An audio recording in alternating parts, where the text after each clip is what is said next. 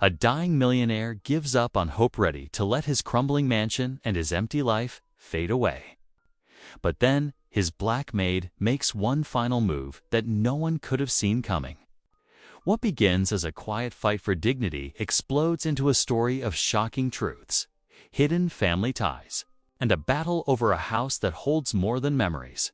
Because when her little boy whispers the words that change everything, "Mommy says you're my daddy," the walls of that dying mansion shake with new life. But just as the house fills with laughter and faith again, a ruthless outsider arrives, determined to tear it all down.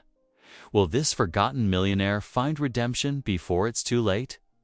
Or will greed and secrets destroy the last chance to bring the house and their lives back to life? Tell me in the comments where you're watching from right now and if this story speaks to you. Make sure you hit subscribe so you don't miss the next one. Grandfather clock's steady tick-tock echoed through the empty halls of the Grantham estate, each sound marking another moment slipping away. Elliot Grantham sat in his worn leather armchair, his thin frame hunched over as another coughing fit seized him. The white handkerchief in his trembling hand came away stained with fresh crimson spots, joining the constellation of old bloodstains that told the story of his declining health. Weak winter sunlight filtered through the dusty windows, casting long shadows across the faded Persian carpets. The mansion, once the crown jewel of the county, now showed signs of neglect everywhere he looked. Paint peeled from the crown molding, and water stains marked the ceiling like teardrops. Elliot's gaze drifted to the row of family photographs on the mantelpiece, their silver frames tarnished with age. His daughter Caroline's wedding photo, taken 15 years ago, was the last time they'd all been together. His son Thomas's graduation picture gathered dust beside it. That had been the day of their final argument about the family business.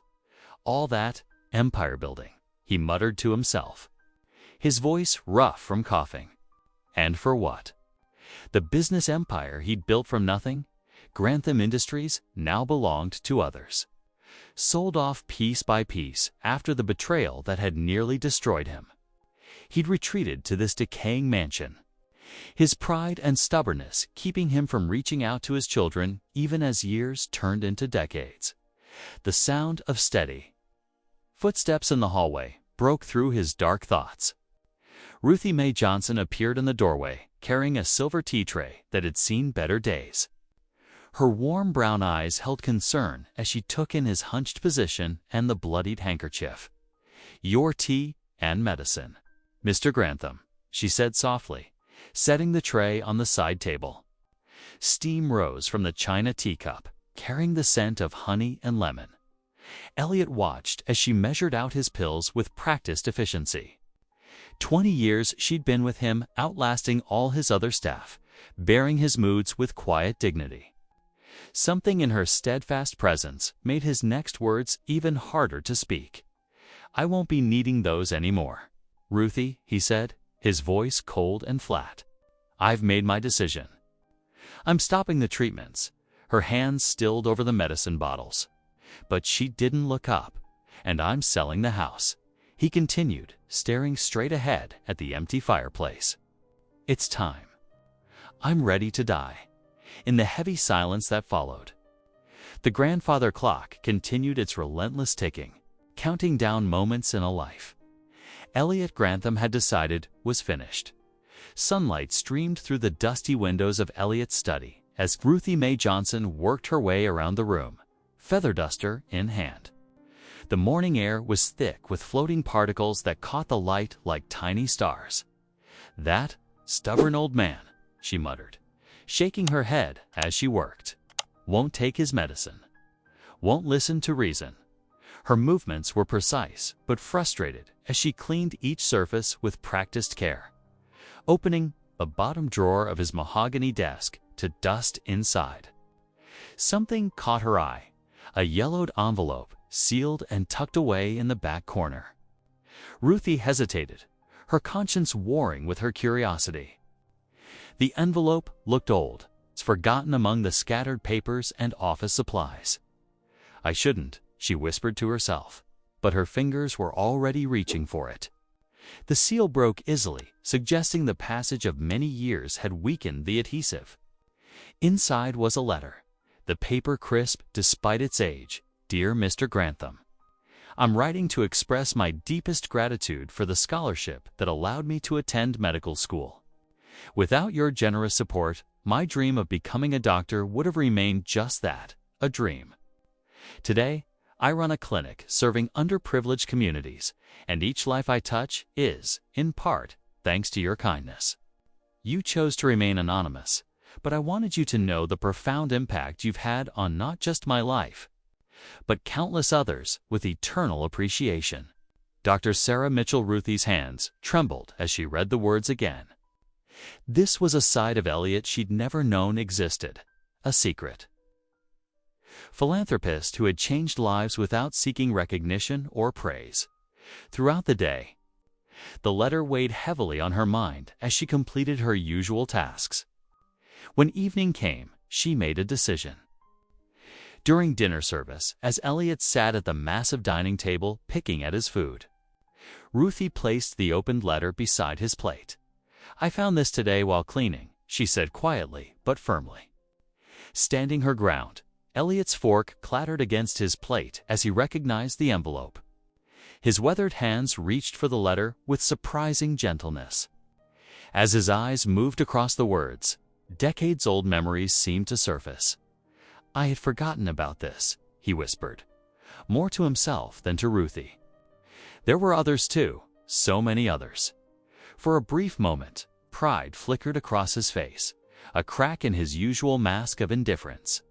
His shoulders straightened slightly, as if the weight of a happier past had momentarily lifted his spirit. I found it in your desk drawer, sir, Ruthie said softly. Seems you did a lot of good in your time. Elliot remained silent, his fingers tracing the signature at the bottom of the page, lost in remembrance of the man he used to be. The grandfather clock struck 9 as Elliot sat in his dimly lit parlor, the letter from earlier resting on the side table beside him. The worn leather armchair creaked as he shifted, his mind wandering through memories of all the scholarships he'd quietly funded over the years. The dancing flames in the fireplace cast shifting shadows across the room's faded wallpaper. A soft patting of feet drew his attention. There, in the doorway, stood a small boy no more than 6 years old, clutching a well-loved teddy bear to his chest. His dark curls were tousled from sleep, and his Batman pajamas were slightly too big for his small frame. I can't sleep, the boy mumbled, rubbing his eyes with one hand while maintaining a firm grip on his bear with the other. Elliot sat up straighter, unsure how to respond to this unexpected visitor.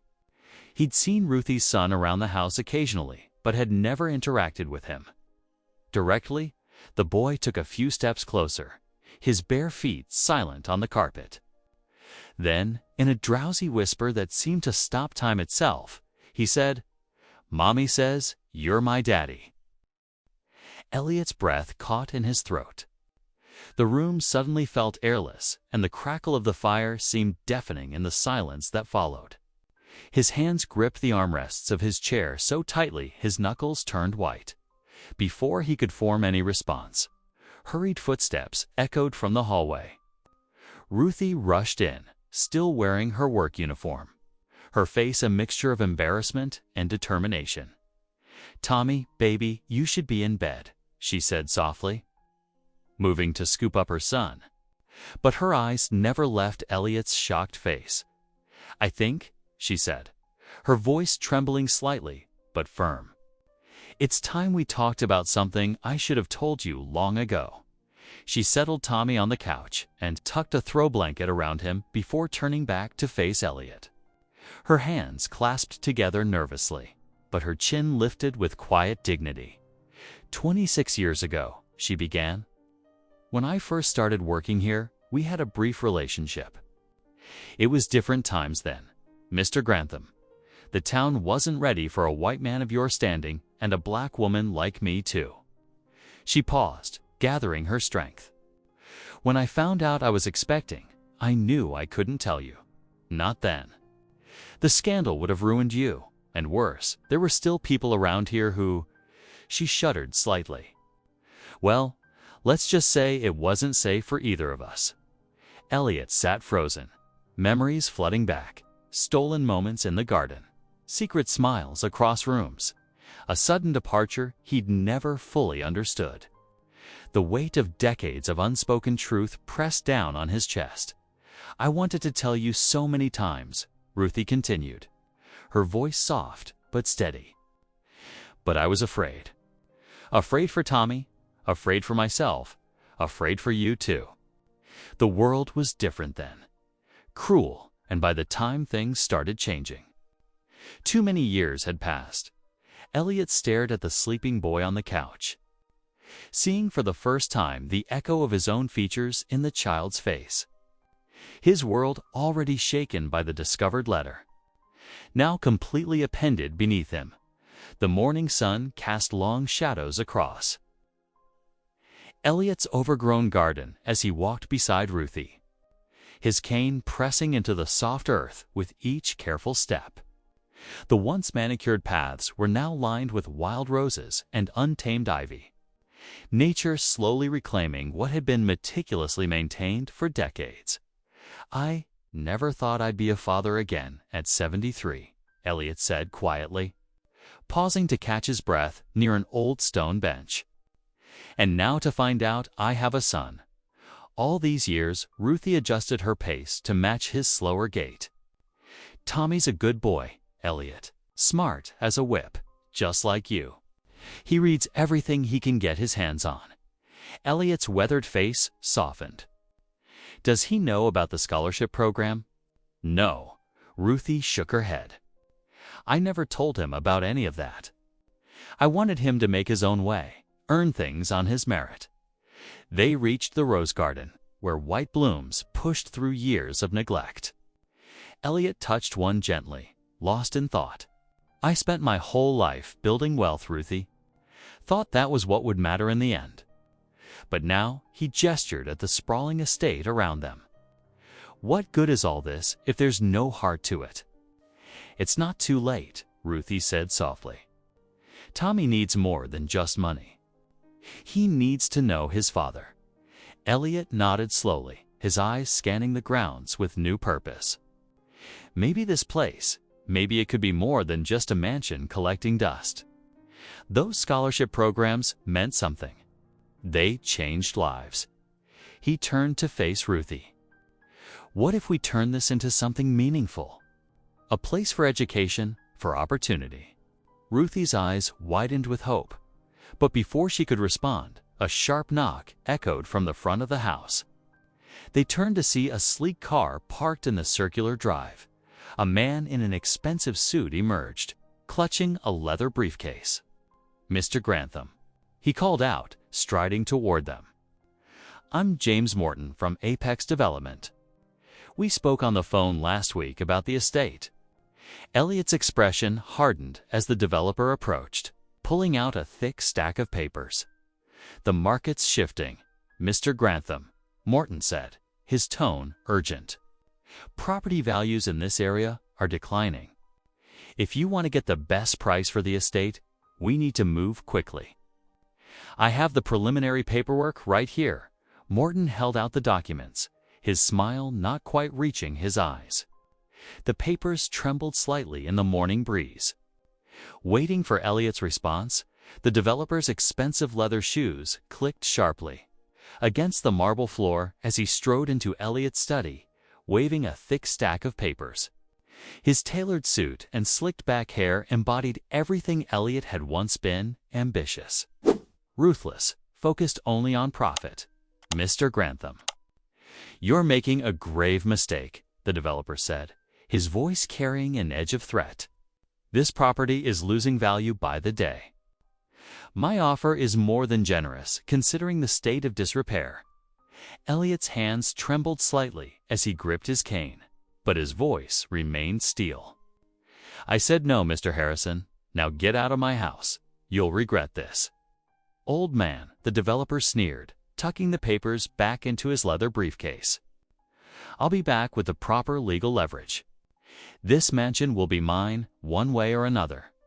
The heavy oak door slammed behind him, the sound echoing through the empty halls. As soon as he was alone, Elliot's shoulders sagged. He stumbled to his leather chair behind the massive mahogany desk and collapsed into it, suddenly feeling every one of his 73 years. The weight of maintaining this crumbling estate, of fighting off developers, of facing his mortality, it all felt overwhelming. "I don't have the strength anymore," he whispered to the empty room, his voice catching. Maybe he's right. Maybe I should just sell. "Now don't you talk like that, Mr. Elliot." Ruthie's warm voice came from the doorway. She moved into the study, her practical shoes quiet on the worn carpet. "This house still has life in it, just like you do." Elliot looked up at her, his eyes tired. "Be practical, Ruthie. Look around you. The roof needs repairs, the wiring's ancient, the gardens are overgrown. I can barely walk up the stairs anymore, let alone manage renovations." "Then we'll do it together," Ruthie said firmly, coming to stand beside his chair. This house wasn't meant to be torn down for some soulless condominiums. It was meant for people, for community. She gestured to the high ceilings, the ornate moldings, the wall of windows overlooking what had once been magnificent gardens. "Think about it. With some work, these rooms could host after-school programs. That big kitchen could feed hungry families. The library could hold literacy classes." Elliot's brow furrowed. He opened his mouth to object, but Ruthie continued, her voice growing passionate. "You've spent years hiding in here, Mr. Elliot, but this house could be your legacy. Not just empty rooms full of memories, but a place that truly helps people." Something stirred in Elliot's chest, a feeling he hadn't experienced in years. Was it hope? He looked around the study with new eyes, trying to see past the dust and decay to the possibility Ruthie described. I don't know," he said, slowly. But for the first time in years, his voice held a note of uncertainty rather than defeat. The seed of an idea had been planted, and despite his best efforts to resist it, it was beginning to take root. Early morning sunlight streamed through the dusty windows of the mansion as Ruthie and her young son began their work. Armed with cleaning supplies, they moved purposefully from room to room, tackling years of neglect. The boy's small hands gripped a feather duster while Ruthie wielded a broom with practiced efficiency. The creaking of floorboards announced Elliot's arrival. Though his steps were unsteady, his eyes were bright with purpose as he surveyed the scene. "That vase," he said, pointing to a cobweb-covered crystal piece. "It was my grandmother's. Polish it carefully." His voice carried a gentleness that surprised even himself. The boy picked up the vase with reverent care, his small fingers working methodically with a soft cloth. Ruthie paused in her sweeping to watch them both, her son's concentrated expression mirroring Elliot's intense gaze. "The chair in the corner needs attention," Elliot continued, gesturing to a once elegant wingback with a broken arm. "I remember reading in that chair," when his voice trailed off, lost in memory throughout the morning. They worked together in a rhythm that felt both new and familiar. Elliot's knowledge of each piece's history flowed freely now, as if the act of cleaning had unlocked long-buried stories. He told them about the grandfather clock that had chimed through 5 generations of Granthams, the portrait of his great-aunt who had been a celebrated pianist, the desk where his father had written letters during the war. The boy soaked up every word, asking questions that made Elliot pause and smile, real smiles that reached his eyes. Ruthie watched the transformation with quiet joy, noting how her son's natural curiosity seemed to breathe life back into both the house and its owner. As dusk approached, their efforts had brought a subtle but noticeable change to the mansion. Surfaces gleamed, furniture stood straighter, and the air itself seemed lighter. But it was when they reached the library that something truly magical happened. The boy's eyes landed on the grand piano in the corner, its surface dulled, but its presence still commanding. Without prompting, He walked over and lifted the lid. "May I?" he asked softly. Elliot nodded, settling into a nearby chair as the child sat at the bench. Small fingers pressed tentatively at first, then with growing confidence as a simple melody filled the space. The notes, though unpracticed, rang clear and true through rooms that had known only silence for far too long. Ruthie watched as Elliot closed his eyes, letting the music wash over him. A single tear traced down his cheek, but his expression was one of peace. The house seemed to sigh with contentment, as if it too had been waiting all these years for someone to make it sing again. The dining hall of the Grantham estate gleamed in the early evening light. Ruthie had spent days convincing Elliot to host the church supper, gently wearing down his resistance with quiet persistence.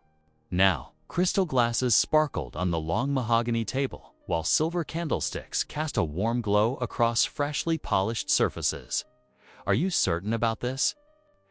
Elliot adjusted his tie nervously, standing near the grand entrance.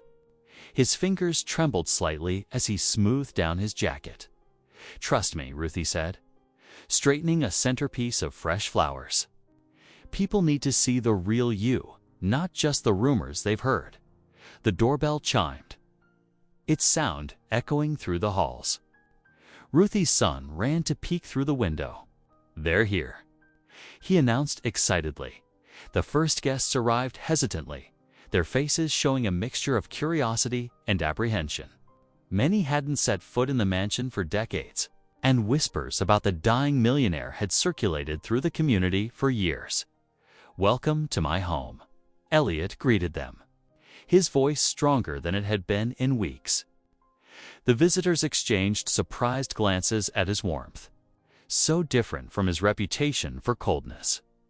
More neighbors arrived, bearing covered dishes and desserts. The aroma of home-cooked meals filled the air. Martha Jensen's famous potato casserole, Rebecca Wilson's apple pie, and other comfort foods that spoke of community and caring. As people settled into their seats, the initial awkwardness began to fade. Conversations started softly, then grew more animated. Someone complimented the restored chandelier, and Elliot found himself sharing stories about its history. "My grandfather installed that piece in 1928, he explained, warming to his audience. "He always said it was like hanging stars indoors." The evening progressed, the dining room filled with the clinking of silverware and the murmur of dozens of conversations. Children, including Ruthie's son, darted between the adults, their laughter adding a bright note to the atmosphere. Elliot discovered, to his surprise, that he remembered many of his guests from years past. He asked about their families, their work, their lives. Each connection seemed to bring more color back to his pale cheeks as the evening drew to a close. The dining room resonated with genuine laughter and warm conversation. Elliot sank back in his chair, the fatigue of hosting visible in his face, but overshadowed by contentment. He turned to Ruthie, who stood nearby watching the scene with satisfaction. "This house," he whispered, his voice full of wonder. "It feels alive again." The success of the church supper sparked something in Ruthie, a vision of what the grand old mansion could become. Just 3 days later, she transformed the estate's library into an after-school tutoring space.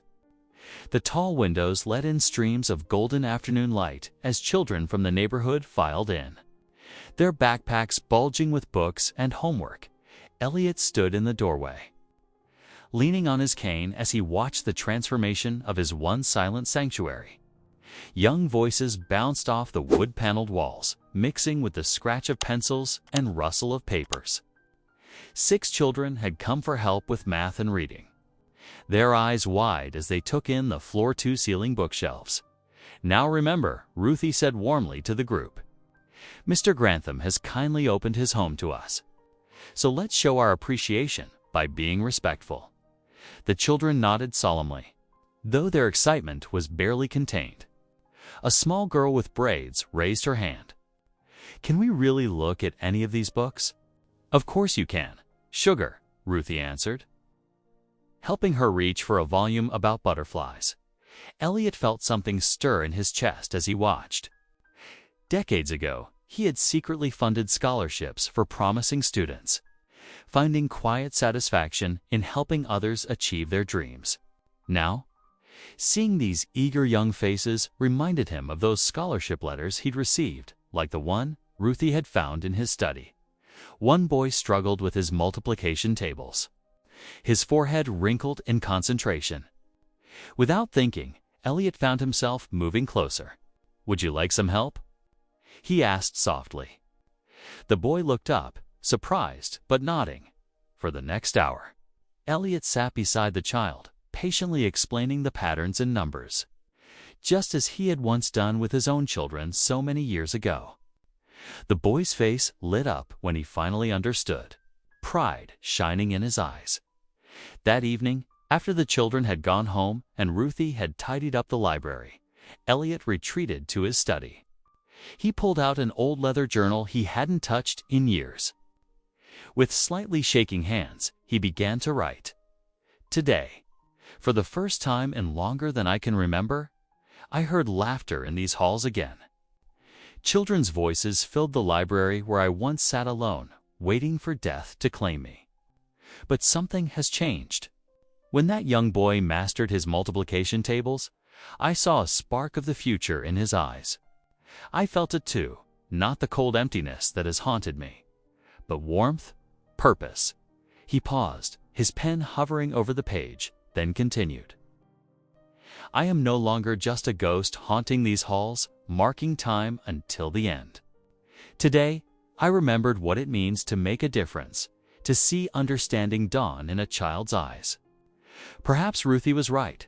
This old house and this old man still have something to offer the world. For the first time in years, I look forward to tomorrow." The mansion buzzed with activity as Easter Sunday approached. Sunlight streamed through freshly washed windows, catching the shimmer of pastel ribbons and delicate spring flowers arranged by eager volunteers. The grand staircase, once draped in dust and shadows, now sparkled with tiny white lights wound through its banister. In the music room, a dozen children practiced Amazing Grace under Ruthie's patient direction. Their sweet voices filled the house with hope, drifting through hallways that hadn't known such joyful sounds in decades. Young hands smoothed tablecloths and arranged centerpieces, while older volunteers hung crosses adorned with fresh lilies upstairs in his bedroom. Elliot stood before his mirror, fingers trembling as he adjusted his navy silk tie. The suit he'd pulled from the back of his closet, his best one from years ago, hung a bit loose now, but his pride wouldn't let him appear before the community in anything less. His reflection showed a changed man. Thinner, yes, but with clear eyes that held purpose instead of resignation. "You look mighty fine, Mr. Elliot," Ruthie said from the doorway, her son peeking around her skirts. The boy wore a crisp white shirt and bow tie that matched Elliot's own. Elliot's heart swelled at the sight of them. These past weeks had awakened something he thought long dead, not just hope, but family. Real family. The kind that mattered more than business empires or social standing. Downstairs, the mansion filled quickly. Ladies in Easter bonnets and men in pressed suits filed through doors that now opened wide in welcome. Children darted between adults, their patent leather shoes clicking on the polished floors. The whole town seemed to have turned out, curious about the transformation of both house and owner, as the gathered crowd settled into chairs arranged in the grand ballroom. Elliot made his way to the front, each step deliberate despite his weakness. He gripped his cane tightly, drawing strength from its solid presence. The morning light painted rainbow patterns through the stained glass windows that Ruthie had lovingly restored herself. Standing before his neighbors, Elliot felt a lifetime of walls crumbling. Here, in this house that had witnessed both his greatest triumphs and deepest isolation, he would finally speak his truth. With Ruthie and her son, his son, standing proudly beside him. He cleared his throat. "Welcome," he began, his voice stronger than he'd expected. Some of you have known me for years as the old recluse on the hill. Others only know the rumors about Elliot Grantham. Today, I want you to know the truth and meet my family." He reached for Ruthie's hand, then rested his other hand on his son's shoulder.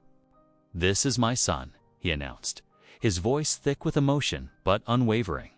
"And this remarkable woman is his mother, the person who taught me that it's never too late for redemption." Tears flowed freely among the crowd as applause filled the ballroom.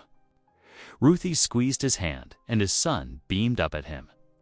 For the first time in longer than he could remember, Elliot felt truly, completely redeemed. The joy of Easter Sunday evening faded into sudden terror as Elliot collapsed in his bedroom. His legs gave way beneath him as he tried to remove his suit jacket, and he crumpled to the floor with a heavy thud. The sound brought Ruthie running from down the hall. "Elliot!" She cried out, rushing to his side. His face had gone pale, his breathing shallow and labored. With trembling hands, she reached for the phone and dialed emergency services. The wait for the ambulance felt endless. Ruthie held Elliot's hand, whispering prayers while her son stood in the doorway, eyes wide with fear. When the paramedics finally arrived, their footsteps echoed through the newly restored halls that had just hours ago rang with hymns and laughter. The doctors at the hospital delivered their grim verdict in hushed tones. "The cancer has spread more aggressively than we anticipated," the chief physician explained, his face etched with sympathy. "We're looking at weeks now, not months." Ruthie's heart sank as she watched Elliot being settled into his bed back at the mansion, now connected to various monitors that beeped steadily in the quiet room. The morning sun had barely risen when a sharp knock at the front door shattered. The solemn atmosphere Dodd the developer strode in.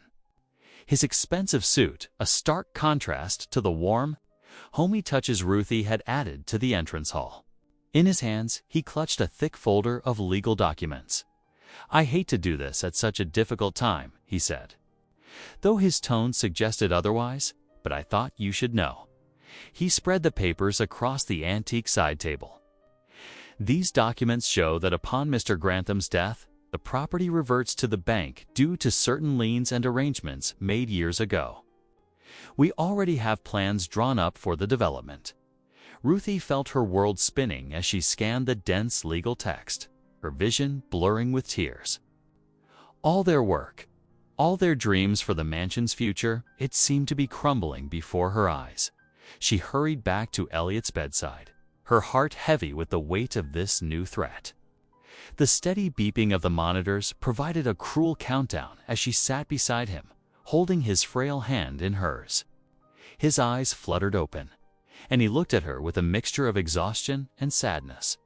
"Perhaps this dream was too late," he whispered, his voice barely audible in the quiet room.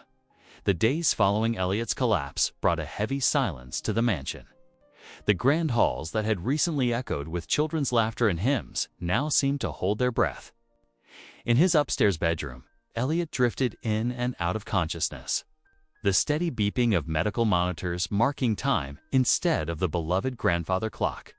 Ruthie moved through her days with determined grace, dividing her time between caring for Elliot and trying to maintain the community spirit they had worked so hard to build. She kept the library open for tutoring sessions, though the children spoke in whispers now, casting worried glances toward the stairs. The piano sat untouched, her son too anxious to play while his newfound father lay ill above. "We should still have the Wednesday night dinner," Ruthie announced to the small group of regular volunteers who gathered in the kitchen. Her hands stayed busy kneading bread dough as she spoke. Elliot would want it that way, but fewer people came each week. Empty chairs multiplied around the long dining table, and conversations grew subdued. Word had spread about the developer's claims, and fear crept through the community like a shadow. Some stopped coming altogether, not wanting to grow more attached to a dream that seemed to be slipping away. Ruthie refused to let despair take hold. She brought fresh flowers to Elliot's room daily, placing them where he could see them from his bed. She read him the local newspaper, told him about the children's progress in their studies, and described the spring blooming in his garden. Though his responses were often just the squeeze of a hand or a slight nod, she knew he was fighting to stay present. One particularly quiet evening, after helping Elliot with his medicine and evening routine, Ruthie sank into the chair beside his bed. The house had grown still, her son already asleep in his room down the hall. Moonlight filtered through the curtains, casting gentle shadows across Elliot's peaceful face. Ruthie reached for his hand and bowed her head. Her whispered prayers filled the darkness with hope and determination. "Lord," she murmured, "give us strength." This house has become more than just walls and windows. It's a lighthouse for so many people now. A place of learning, of gathering, of healing. Tears slipped down her cheeks as she continued praying, her grip on Elliot's hand tightening slightly. "I promise you, Elliot, and I promise God I will fight for this dream with everything I have. This house will keep bringing people together. It will keep changing lives. No matter what comes, I won't let this light go out." The monitors beeped softly in response, and somewhere in the distance, an owl called into the night. Ruthie remained by Elliot's side, her quiet prayers a shield against the uncertainty that waited outside the mansions. Doors' daunt morning sunlight filtered through the heavy curtains of Elliot's bedroom as he sat, propped up against his pillows, his face pale but determined. He had insisted on wearing his best navy suit despite his weakness. Wanting to maintain dignity for what he knew would be one of his final important acts, "Send for Mr. Harrison," he told Ruthie, his voice barely above a whisper. "It's time to settle things properly." Within the hour, Bernard Harrison, his longtime lawyer, arrived carrying his worn leather briefcase. The elderly attorney's eyes widened at Elliot's frail appearance, but he maintained his professional composure as he settled into a chair beside the bed. "I need you to draw up a new will." "Bernard," Elliot said, his hands trembling as he reached for a glass of water. Ruthie stepped forward to help him drink, her touch gentle and sure. "Of course, Elliot," Harrison replied, pulling out his notepad. "What changes would you like to make?" Elliot's voice grew stronger as he spoke. "I want to leave everything, the mansion, the grounds, and my remaining fortune to Ruth Mae Johnson and her son." He paused, looking directly at his lawyer. "They are my family." Harrison's pen hesitated for just a moment before he continued writing. "Very well. And the specific terms." "Full ownership, immediate transfer upon my death." Elliot's words were clear and deliberate. "I want no question about their right to this place. Include provisions to protect against any challenges."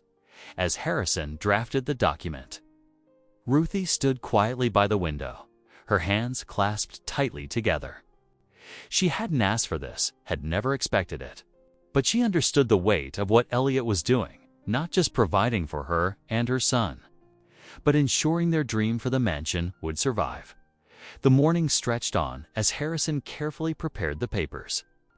Reading each section allowed for Elliot's approval. When it came time to sign, Elliot's hand shook so badly that Ruthie had to help steady it. But his signature was clear enough. After Harrison gathered his things and left with promises to file the papers immediately, a peaceful silence fell over the room. Ruthie moved to adjust Elliot's pillows, but he caught her hand.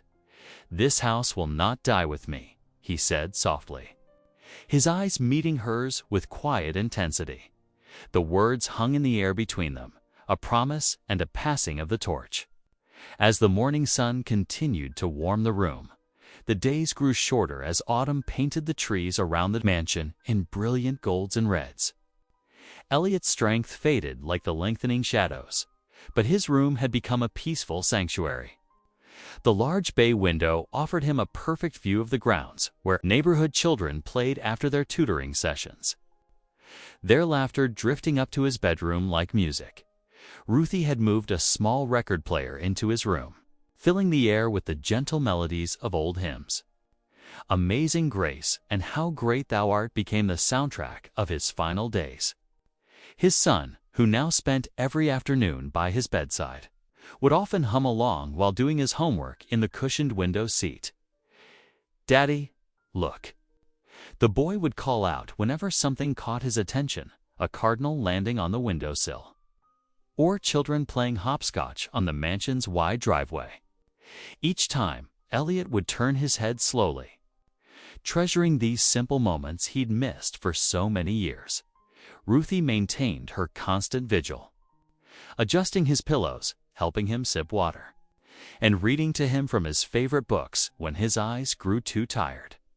She'd noticed how he seemed to draw strength from the sounds of life continuing around him, the squeals of children playing tag in the garden, the murmur of tutoring sessions in the library below, the occasional piano music floating up from the parlor. As evening approached one particularly beautiful day, the autumn air grew crisp and clear. Word had spread through the community that Elliot's time was drawing near. Without any formal organization, people began gathering in the yard below his window. Some brought chairs, others blankets to spread on the grass. Children settled cross-legged on the lawn, while their parents stood in small groups, speaking in hushed voices as the sun began to set. Someone started singing, "It is well with my soul." Other voices joined in, the harmony rising up to Elliot's window like a gentle embrace. Ruthie held his hand while their son sat at the foot of the bed, his young face solemn but peaceful. Elliot's eyes drifted to the window, where the last rays of sunlight painted the sky in shades of pink and gold. The voices from below grew stronger, carried on the evening breeze. A gentle smile touched his lips as he listened to the community he'd come to love in his final months. His breathing grew slower, more peaceful, as the hymn continued. With one last look at Ruthie and their son, Elliot closed his eyes, the smile still playing on his face as he took his final breath. The singing continued below, a beautiful farewell to a man who had found his redemption in the end, surrounded by love and the legacy he would leave behind. The morning sun cast long shadows across the estate grounds as black and white ribbons rustled in the autumn breeze. Neighbors who had barely spoken to each other for years now gathered in somber clusters, their voices hushed with respect. The transformation of the once isolated mansion into a place of community made this morning's farewell all the more poignant near the entrance. Three well-dressed figures stood awkwardly Elliot's adult children who hadn't visited in over a decade. Their faces showed a complex mix of grief and shame as they watched the steady stream of locals filing past. The youngest daughter dabbed at her eyes with a handkerchief, while her older siblings stared at their shoes inside. The grand foyer had been arranged with rows of chairs, each decorated with a small white ribbon. Family photos, mostly from Elliot's earlier years, lined tables along the walls. The display told the story of a life that had come full circle, from joy to isolation and back to love again. Ruthie stood at the front, her son holding her hand tightly. She wore a simple black dress, her shoulders straight despite the weight of loss. As the room filled, she stepped up to the podium, her voice clear and strong. "Elliot Grantham wasn't perfect," she began, "but he understood something precious, that it's never too late for love to heal what's broken." She paused, looking at the gathered faces. "In these last months, I watched a man choose hope over bitterness. I saw him open his heart and his home, turning walls into bridges." Her words touched something deep in the crowd. Even Elliot's children lifted their heads, tears now flowing freely. "He taught us that redemption isn't about erasing the past, it's about choosing a better future." When he opened these doors to tutoring, to community suppers, to Easter celebrations, he wasn't just sharing his home. He was sharing his heart. Ruthie's voice grew softer. In the end, Elliot discovered that love is stronger than regret. He found family in unexpected places and purpose in serving others. That legacy lives on in every child who studies in our library, in every neighbor who shares a meal at our table, in every song that fills these halls. As she finished speaking, the gathered mourners rose. Together, their voices lifted in amazing grace, the hymn flowing out through the open windows and across the grounds where Elliot would rest. The song carried all their stories of forgiveness found, of community restored, of love that had finally conquered isolation. Near the fresh gravesite, beneath an old oak tree Elliot had loved, the crowd continued singing. Black and white ribbons danced in the breeze, and somewhere in the distance, a child's laugh echoed across the estate, a reminder that life and hope would continue to fill this place Elliot had entrusted to their care. Spring sunshine streamed through the freshly cleaned windows of Grantham House, catching dust motes that danced in the air like tiny stars.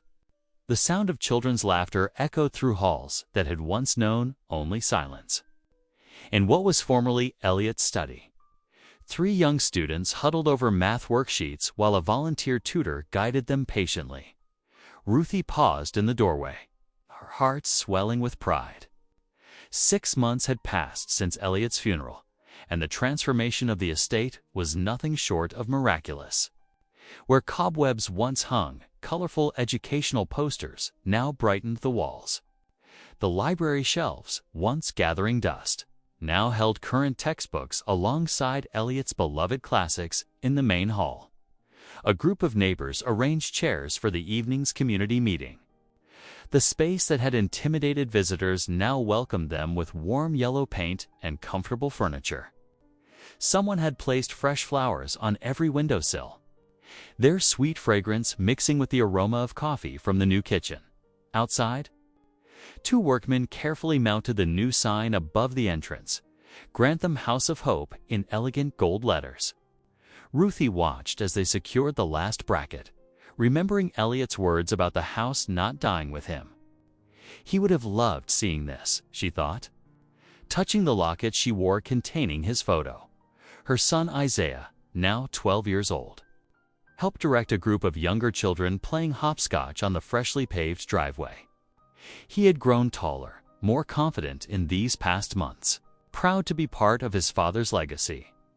As the sun began to set, casting long shadows across the manicured lawn, Ruthie and Isaiah stood together on the wide front porch. Through the windows, they could see the warm lights glowing in every room, silhouettes of people moving about their various activities. The sound of a piano drifted out, someone practicing for Sunday's gathering.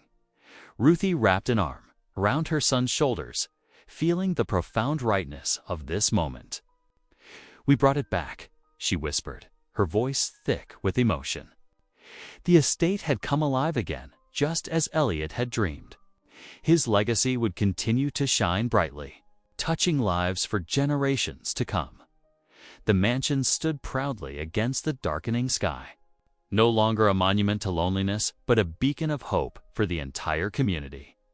If this story made you pause, reflect, or even smile, don't forget to subscribe.